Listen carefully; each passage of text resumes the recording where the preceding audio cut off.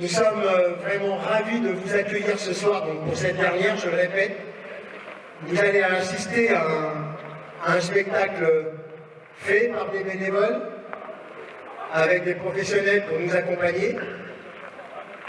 Nous vous souhaitons vraiment une très très belle soirée, du fond du cœur, et on vous remercie surtout d'avoir fait ce geste de soutien en vous déplaçant. On venait nous voir. Et ça, comme on dirait dans une émission, ce n'est pas rien. Ce n'est pas rien.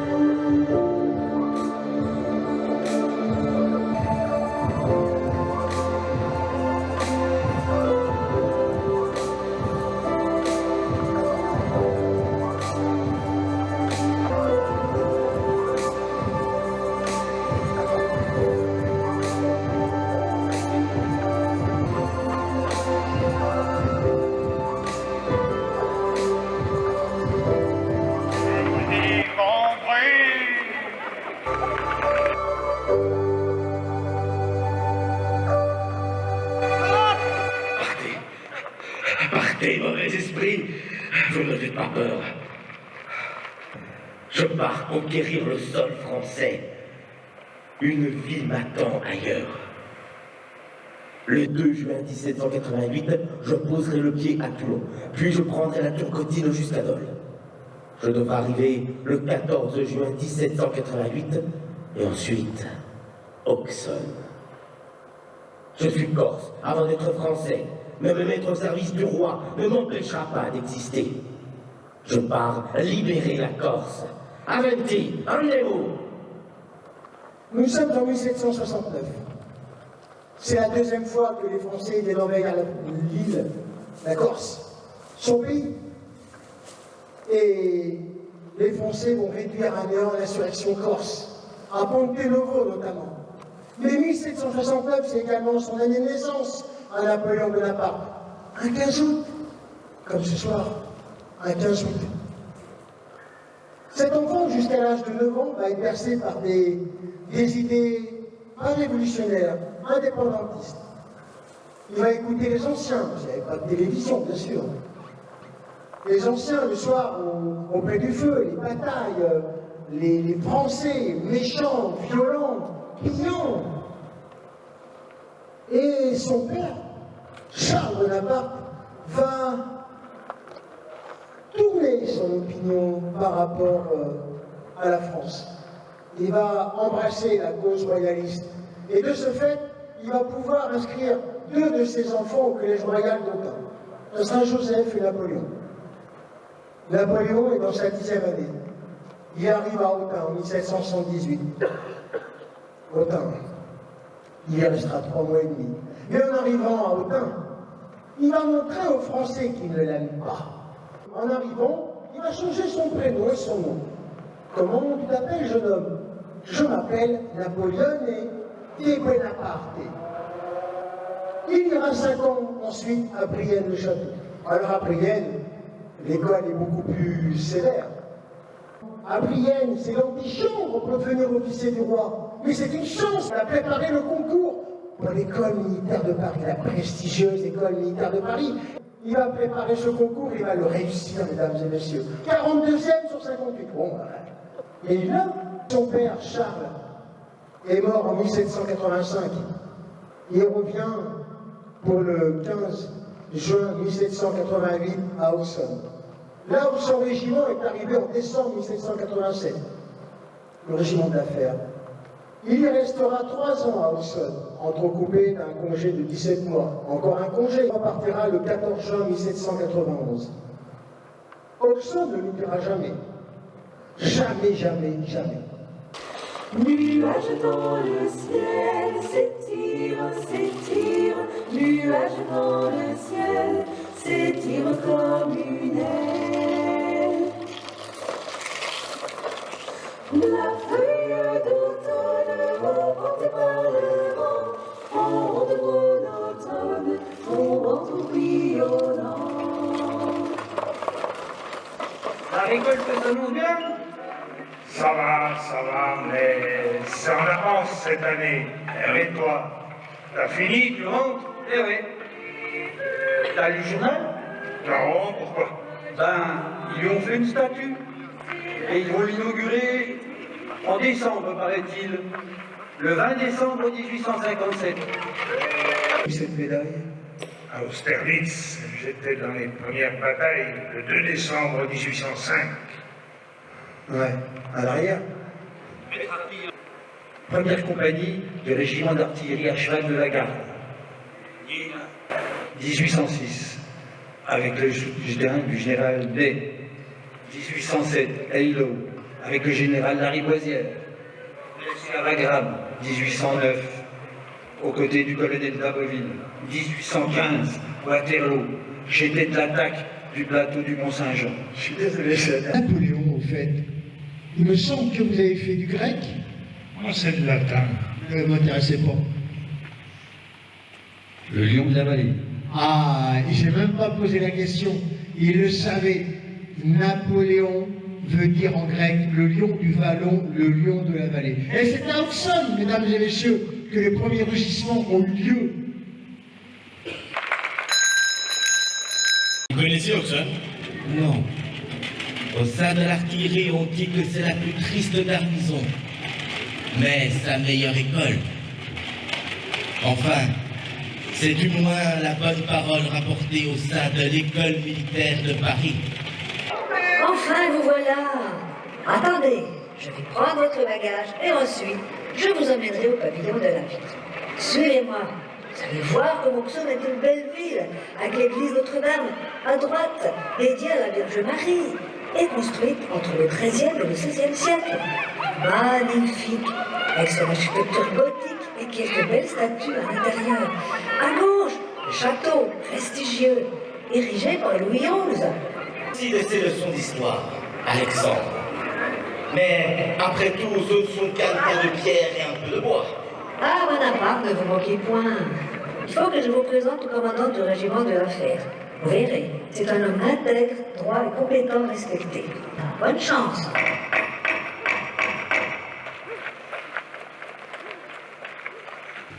Napoléoné de Buonaparte, c'est votre nom? Oui, monsieur. Un nom issu de mes racines génoises et corses. Respecter le nom, c'est respecter l'homme, la femme, la famille, son origine, son pays. La Corse, c'est la France. Vous êtes français. Tenez, pour ma part, je pourrais revendiquer que je suis dauphinois. Mais non, je suis français. Il nous faut nous rassembler sous une même idéologie, un même drapeau, une même autorité, et non pas se disperser.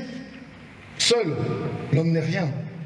Je suis le baron Jean-Pierre Dutheil de Beaumont, maréchal de camp, commandant le régiment de la Fère et directeur de l'école d'artillerie. Ça fait beaucoup de titres pour un seul homme.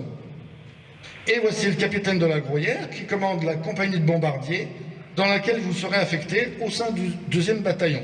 Lieutenant second Napoléon Bonaparte. Et il paraît que vous êtes particulièrement doué en mathématiques et très prometteur. L'avenir est à vous.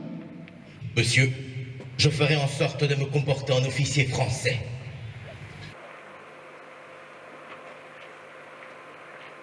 Mais l'hiver 1788-1789, ça c'est une autre histoire. Un hiver terrible, une mortalité exponentielle. Les enfants dans les campagnes souffrent, meurent en bas âge. Eh bien, le 1er avril 1789, un bateau vient accoster à Sœur. 2 bateliers en descendent. Ils viennent récupérer les céréales comme ordonné par le roi, qui sont mandatés. Et là, la population en furie vient à leur rencontre avec des meneurs. Ils attrapent les 2 bateliers et les massacrent. L'insurrection est présente. Le peuple a faim, il le crie depuis longtemps, mais maintenant, il tue. Il faut que ça cesse. Les autorités sont dépassées. On appelle l'armée, mais l'armée quelle? Quel régiment? Quelle armée? Où ça? Mais oui, Auxonne, le régiment d'affaires. Bonaparte. Avec un détachement de 100 hommes, ils seront à Sœur. Et je vous laisse la suite. Lieutenant, une révolte, là, dehors, ici, à Sœur. Monsieur, tous les officiers sont en congé de semestre. Vous êtes le seul officier présent. Le baron Dutheil, commandant le régiment et directeur de l'école d'artillerie, vient de recevoir l'ordre du lieutenant général en Bourgogne, monsieur le marquis de la Tour du Pin, d'envoyer sur le champ un détachement armé à Sœur. Comme il n'y a plus que vous, le baron Dutheil m'envoie vous dire qu'il faut que l'armée rétablisse l'ordre au plus vite. Calmez-vous. Allez chercher du renfort et rejoignez-moi au corps de garde. Monsieur le procureur du bailliage, monsieur Lambert, je vous remercie pour votre accueil. Je vous invite à vous mettre à l'abri avec votre famille.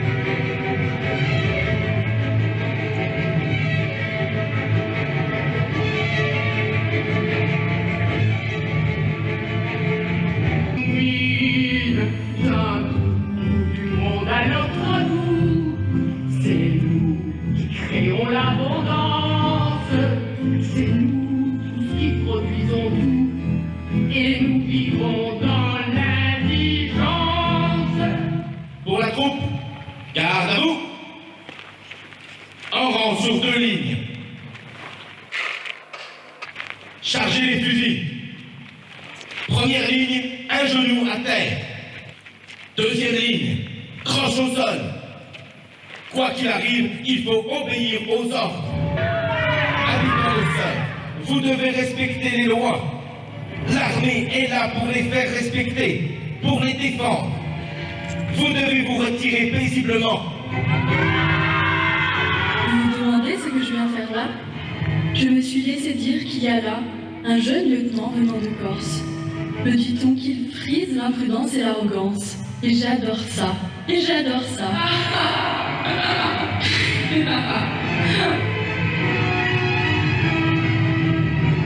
Que les honnêtes gens se retirent. Je n'ai ordre de tirer que sur la canaille.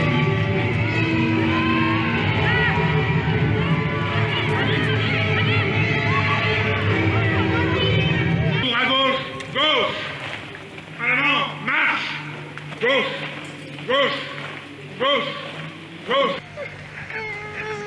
Pour le moment, vous ne me le connaissez pas. Je suis un artilleur de la vieille garde impériale. Je vous ai connu consul et je vous ai connu empereur. Oui, je viens de dire le mot empereur. Mais gardez ça pour vous, pour l'heure. Vous n'êtes pas empereur. Mais bon, vous aurez également une armée exceptionnelle. Une armée dont vous apprendrez une nouvelle façon de faire la guerre. La guerre en marchant. Vous allez devenir une personne à part entière dans l'histoire. C'est ce que vous vouliez, non? Mais surtout, prenez garde à la mort. Elle rôde. Ah oui, pourquoi pas?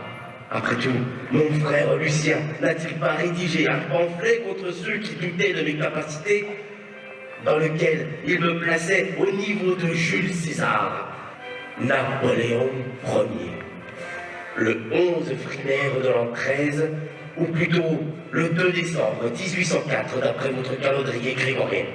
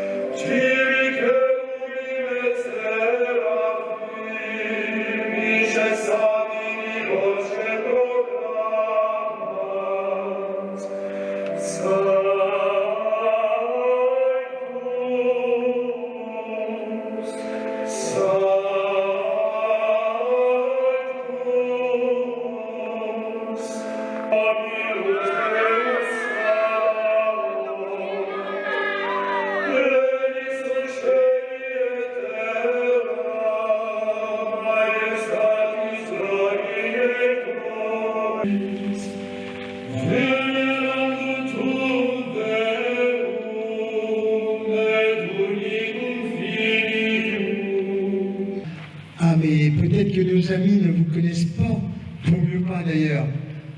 Vous la connaîtrez, mais j'espère pour vous le plus tard possible, de tout cœur. Je vous présente la mort. Pour l'heure, laissez-le tranquille, pour l'heure.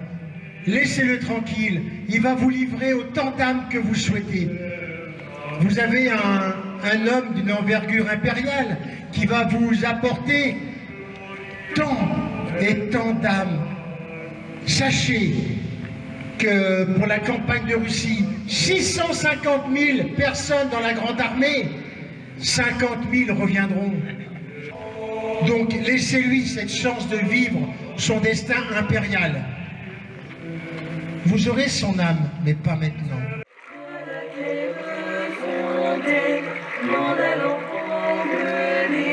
J'ai trouvé l'eau si claire que je m'y suis baignée. Fondez le bois, chauffez le four, dormez la belle idée un jour. Chante rossignol, chante, toi qui as le cœur gai, tu as le...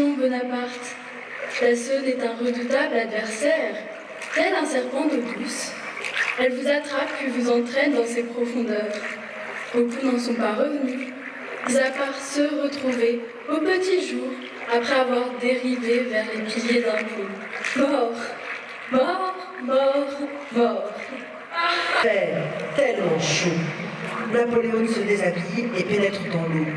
Il se laisse porter par le peu de courant.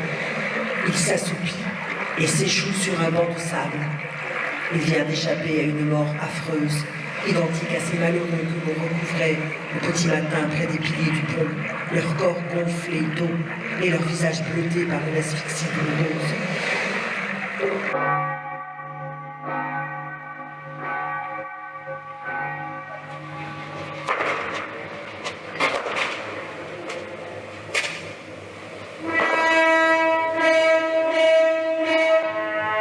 Le 19 juillet, la ville se soulève.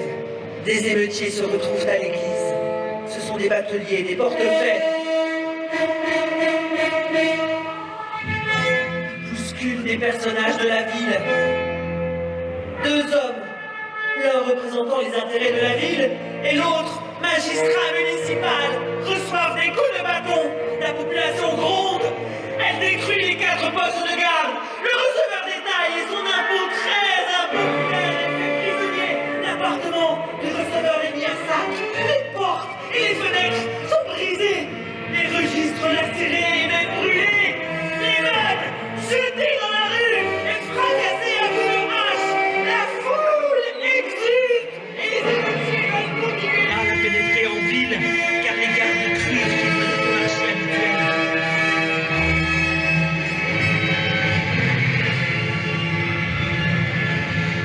Auxonne est en colère. C'est le receveur de l'octroi et saccage l'endroit. Bonaparte, suite aux événements, je vous nomme aide de camp. Envoyez rapidement un piquet d'armes sur les lieux et faites disperser la foule déchaînée. Le 21 juillet, le nombre des émeutiers s'est accru durant la nuit. Les habitants des campagnes, habitués à vivre difficilement et ne supportant plus leurs conditions de vie, se sont rassemblés dans la nuit. Je donne l'ordre de seconder l'initiative du maire et de déployer des canonniers avec leurs pièces d'artillerie.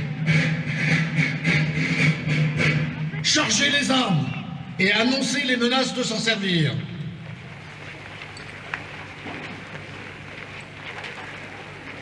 Bonaparte, qu'on appelle le Corse. Le Corse, nom de nom. Bonaparte, j'ai besoin de vous. Vous allez préparer une escorte pour m'accompagner à une assemblée de notables aujourd'hui, 26 juillet. Dès que l'ordre sera rétabli, il faudra restaurer les octrois, percevoir les impôts, tout en garantissant la sécurité des receveurs. En France, le roi cède, la noblesse tremble, les petites gens ont soif de justice. Ici à Auxonne, nous allons instaurer un régiment de milice nationale. Nous en avons besoin, mais il ne doit en aucun cas se substituer à l'ordre militaire. Cette milice sera logée en ville. Ah, la Corse. De son pays lui manque la Corse. Ses chants traditionnels. Les biselons qui descendent dans la vallée.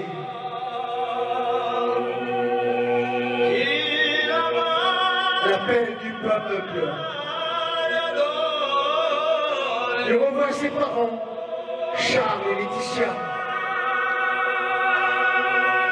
Charles et Laetitia.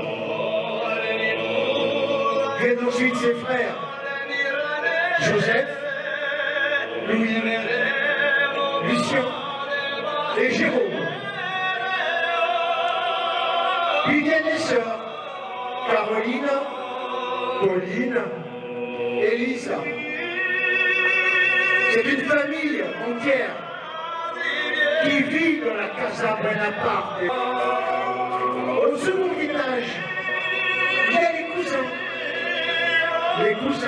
Les Bozzo di Borsio. Alors eux, par contre, ils n'aiment pas les Bonaparte. Mais ils vivent ensemble, il n'y a pas le choix.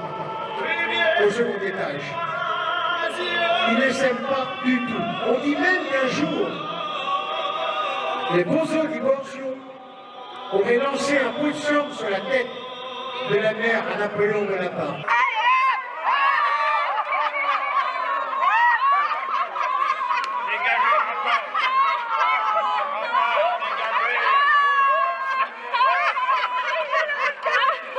après les civils, ce sont les militaires qui vont se mutiner. Au retour d'un tir au polygone de tir de Tilney, là où on tire au canon bien sûr, les canonniers, au lieu de rentrer en ordre serré vers les casernes, vont directement se présenter devant la maison du colonel. Et là, ils réclament Toréador. Oui, exactement. Et oui, ils pleurent, ils crient pour avoir cette somme d'argent. Mais le colonel refuse, il fait alerter tout de suite les canonniers en renfort. Venez à ma rescousse et dites, venez raisonner ces canonniers qui sont devant moi, qui veulent se mutiner. Hélas, les canonniers arrivent et déposent des armes à leurs pieds. C'est fini, il n'y a pas de choix. Le colonel remet cette masse noire à des canonniers qui vont aller, bien sûr, dépenser cet argent dans les rues d'Auxonne, dans les tavernes, où il y a les jolies filles. Il y a un officier qui, lui, plus malin que les autres, se dit, mais tous ces mutins se cacher. Mais bon, quoi qu'il arrive, les mutins vont se retourner, ils vont s'apercevoir qu'ils sont suivis. C'est le capitaine Goubert-Mazingon, aussi. Je vous présente le capitaine Goubert-Mazingon, qui, ce capitaine, va avoir la belle ou la mauvaise idée de suivre les mutins, qui vont bien sûr, comme je vous l'ai dit tout à l'heure, s'en apercevoir. Ils vont le prendre sous ses ailes et ensuite l'accompagner dans cette virée, je dirais, hein, dans cette aventure. Bonne chance, mon capitaine. Ne me touchez pas, je suis capitaine. Où est-ce que vous m'emmenez?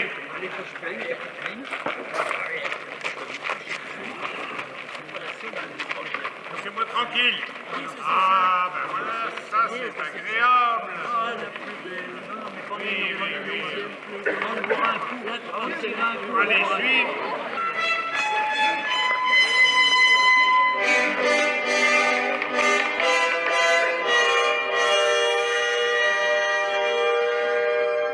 Chevalier de la table ronde, que ton voix si le vin est bon. Chevalier de la table ronde, que ton voix si le vin est bon. Que ton voix, que ton voix, que ton voix si le vin est bon. Que ton voix, que ton voix, que ton voix si le vin est bon. Avec 5 à 6 bouteilles, une femme sur les genoux. Une femme. Eh bien, le capitaine ayant eu parti avec un des mutins qui fera tout pour le retrouver, puisqu'il l'a blessé malencontreusement, eh bien, le capitaine va réussir à quitter la ville d'Auxonne en étant déguisé en femme.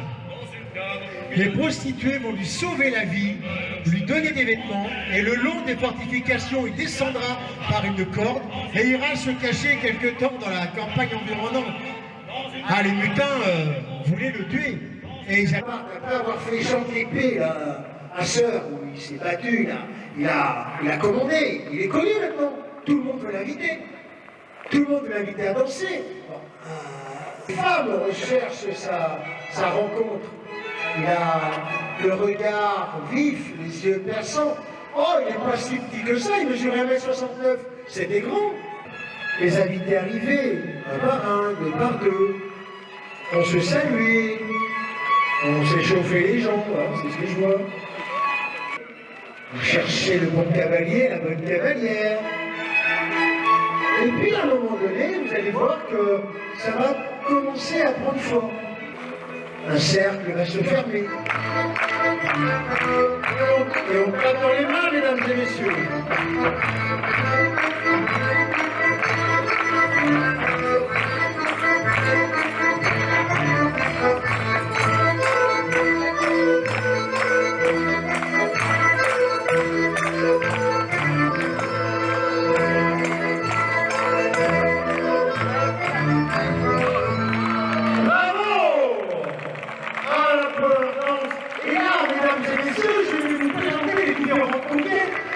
Bonaparte a pu avoir.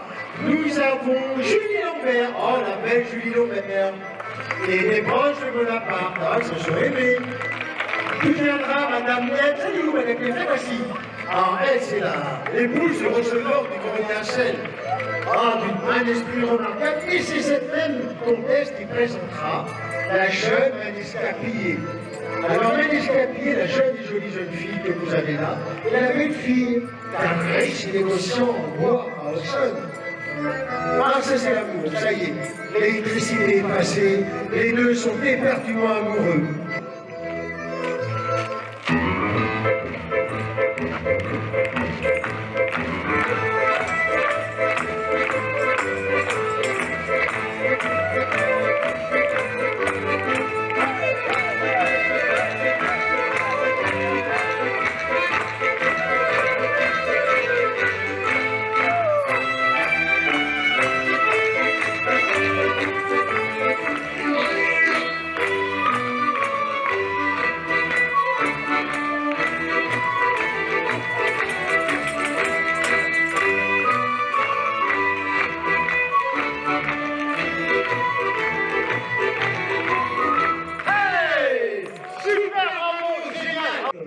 Le branle maintenant, au sein de ce bal, va vous être présenté.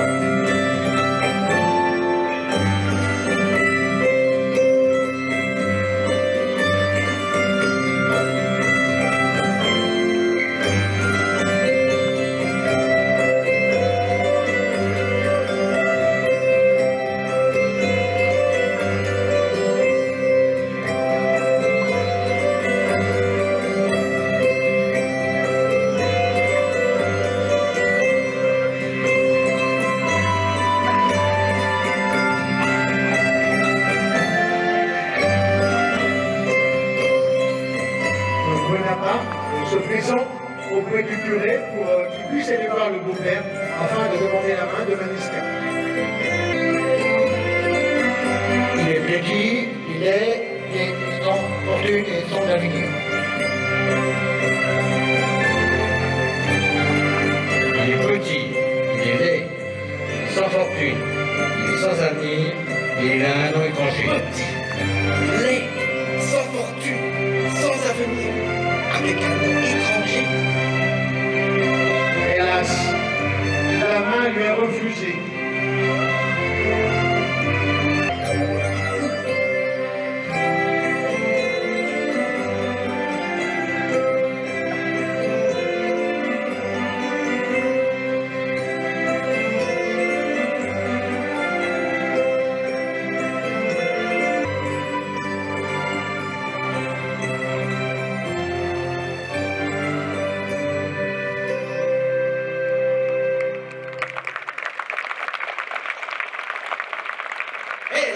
Vous pourriez vous excuser.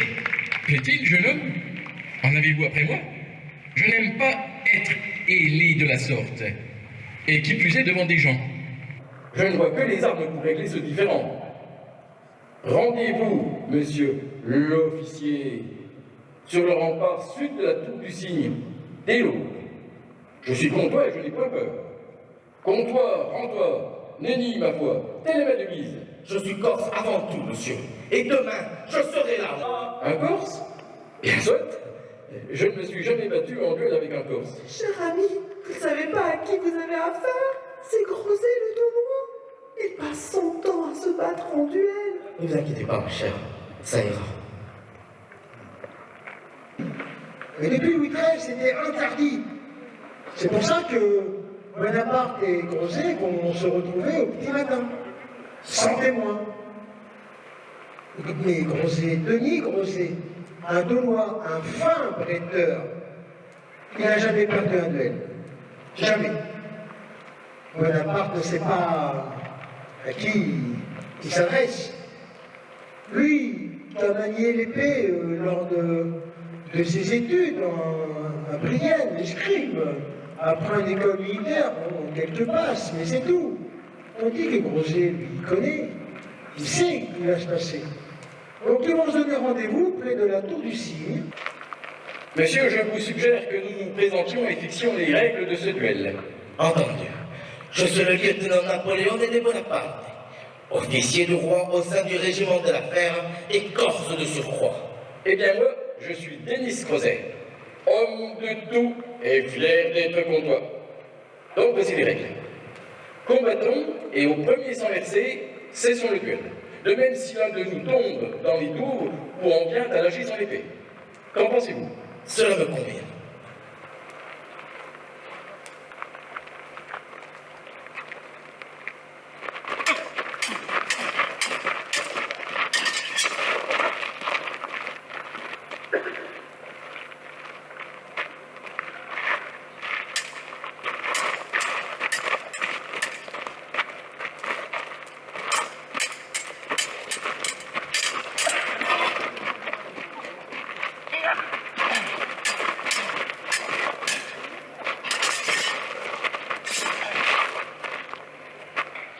Monsieur, allez-vous bien? Je vous remercie de votre sollicitude, et je ne peux que vous déclarer vainqueur. Bravo, monsieur, beau combat. Et en signe d'apaisement, veuillez présenter mes excuses à votre dame pour le désagrément que je lui ai causé. Salut au départ de l'artilleur chicard, qui leur a si souvent montré son sentiment. Artilleur, mes chers frères, à sa santé buvons un verre, et chantons tous ce gai refrain.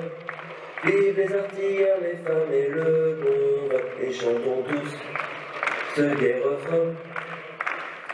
Vive les artilleurs, les femmes et le bon vin.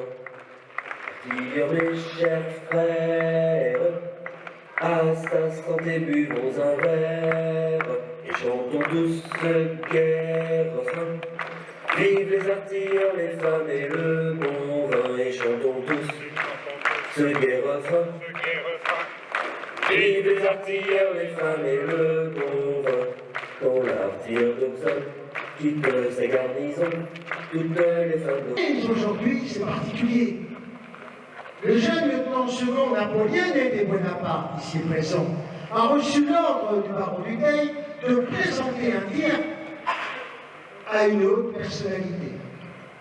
Il veut que tout se passe très très bien.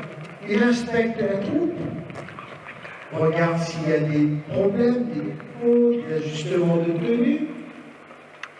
Il est consigne qu'il ne doit surtout pas se louper. Il en va de la crédibilité du régiment qui est connu pour être le meilleur régiment d'artillerie du royaume. Et de là, lui indique de le suivre jusqu'au polygone du tir. Il lui explique que les canonniers sont présents ici, que le nouveau canon tribal est installé. Et le baron, maintenant, ordonne le lieutenant Bonaparte qui veut diriger le tir. Celui-ci donne des ordres à ses subordonnés.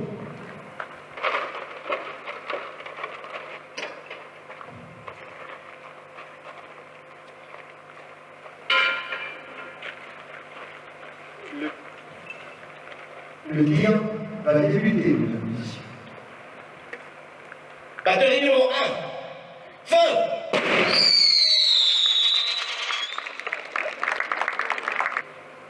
Batterie numéro 2, feu!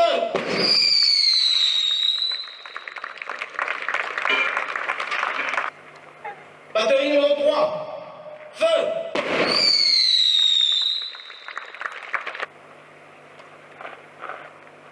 Batterie numéro 4, feu!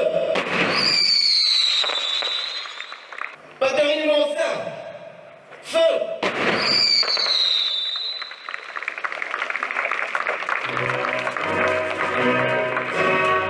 Le tir est maintenant terminé. Le tournée est invité par le baron du Teil à être présenté à Bonaparte. Mesdames et messieurs, regardez ces poignées de main historiques. En effet, en mai 1804, lorsque Bonaparte sera consul à vie, il fera faire fusiller son petit-fils, le duc d'Enghien. scène. Le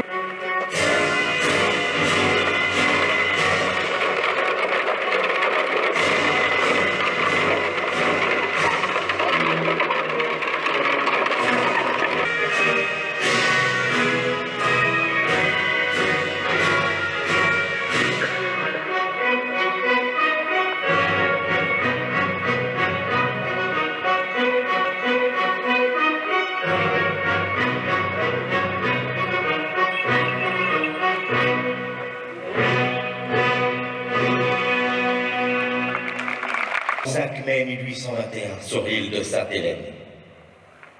Moi, Napoléon, empereur des Français, j'ai vécu, bien vécu, et revendique un devoir de mémoire, un refus de l'oubli, ainsi que la place qui m'est due parmi ces grands hommes qui ont fait l'histoire.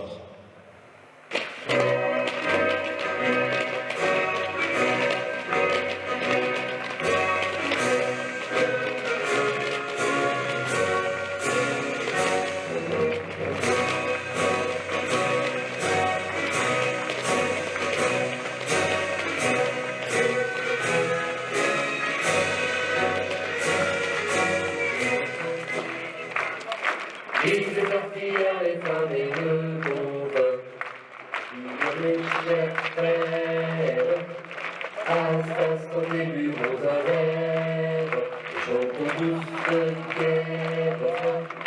Il les attire les femmes et le bon vin, et chantons tous ce gai refrain. Il les attire les femmes et le bon vin, qu'on l'attire de feu. Quitte sa garnison, toutes les femmes de sol se mettent à leur balcon, saluent au départ de l'artilleur Chicard, qui leur a si souvent montré son sentiment, artilleur mes chers frères, à sa santé lui vont un verre, et chantons tous guerre enfin. Il les attire les femmes et le bon vin, et chantons tous ce guerre.